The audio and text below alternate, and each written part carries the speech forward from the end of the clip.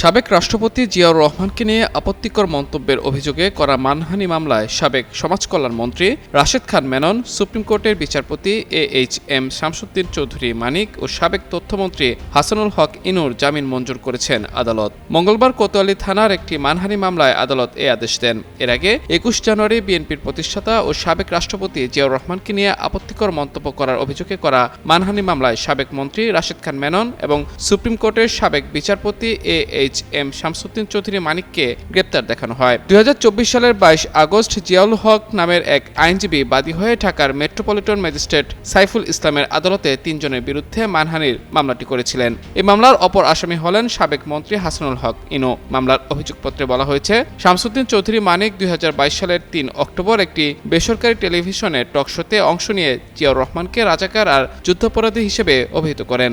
এর আগে ২০২১ সালের ১৫ ফেব্রুয়ারি একটি সেমিনারে বিচারপতি মানিক বলেছিলেন, জিয়াউর রহমান মুক্তিযোদ্ধা ছিলেন না, তিনি ছিলেন মুক্তিযুদ্ধে অনুপ্রবেশকারী। এর আগে ২০১৩ সালের ১৯ জানুয়ারি হাসানুল হক ইনু ও রাশেদ খান মেনন ভিন্ন অনুষ্ঠানে অংশ নিয়ে জিয়াউর রহমানকে নিয়ে আপত্তিকর মন্তব্য করেছিলেন। আসামিরা বিভিন্ন সময় জিয়া পরিবারকে নিয়েও বিরূপ মন্তব্য করেছেন বলে অভিযোগে বলা হয়েছে।